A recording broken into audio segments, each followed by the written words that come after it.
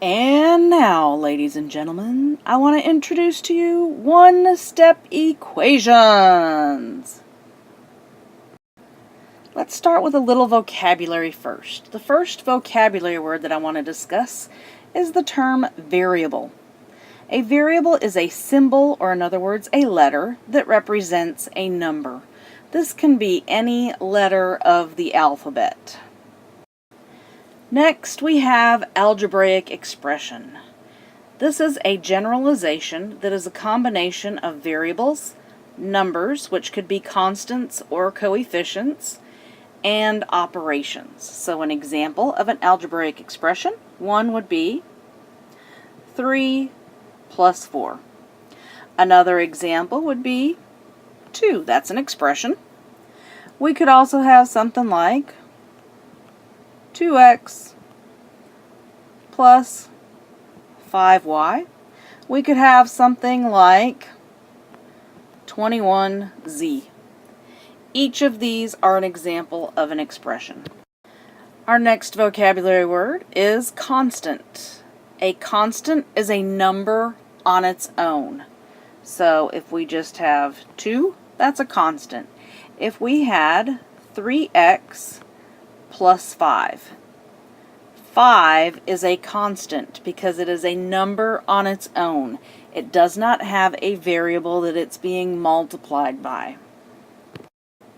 Next is coefficient. Coefficient is the number which is multiplied by one or more variables or powers of variables in a term.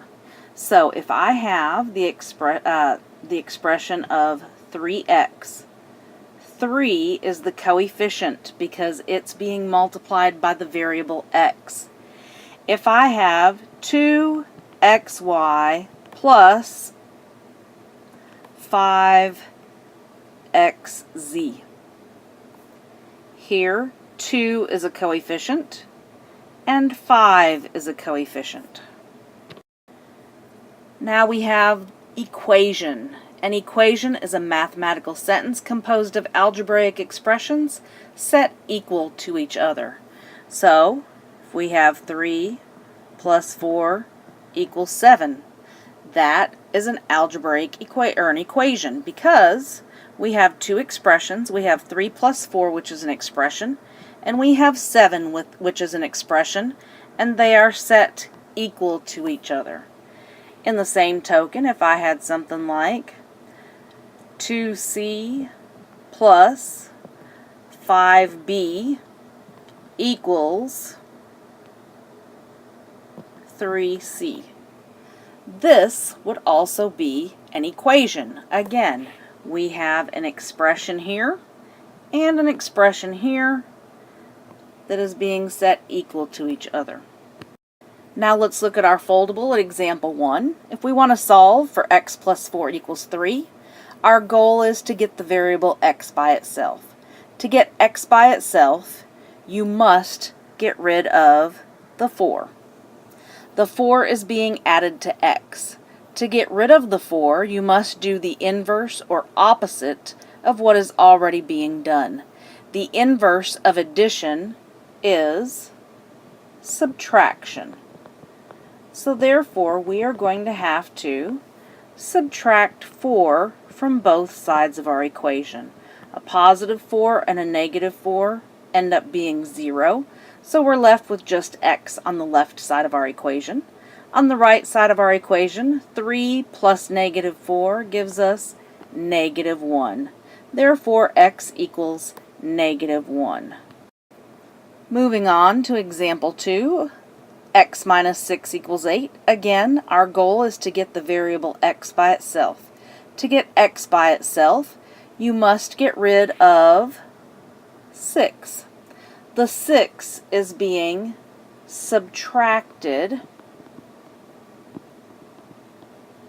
from x.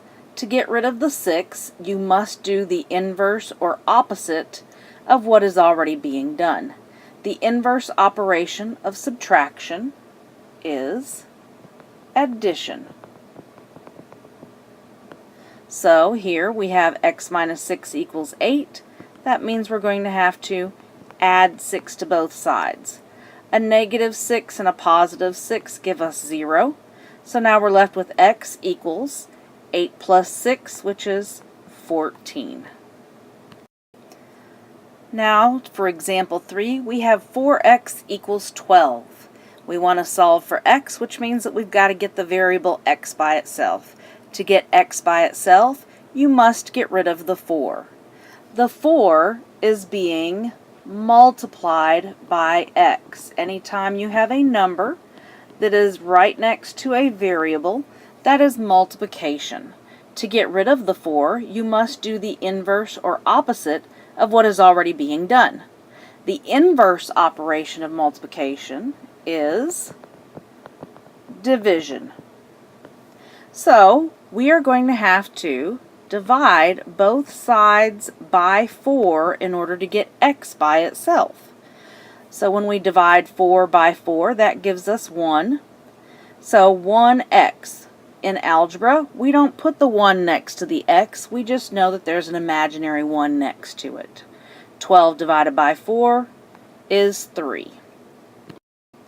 And now for our final example, example 4, negative w divided by 7 equals 3. If we want to solve for w, we've got to get the variable w by itself. And to get it by itself, you must get rid of negative 7. Since there is a negative sitting out here, we bring it down next to our constant, not with our variable.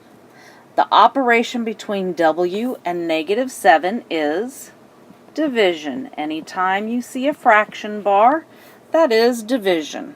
To get rid of negative 7, you have to do the inverse or opposite of what is already being done. The inverse operation would be multiplication.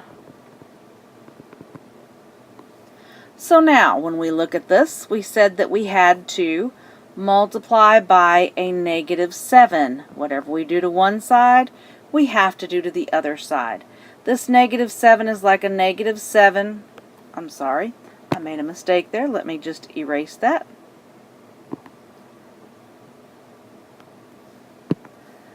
Alright, so now, there is a negative 7, that's the same thing as a negative 7 over 1.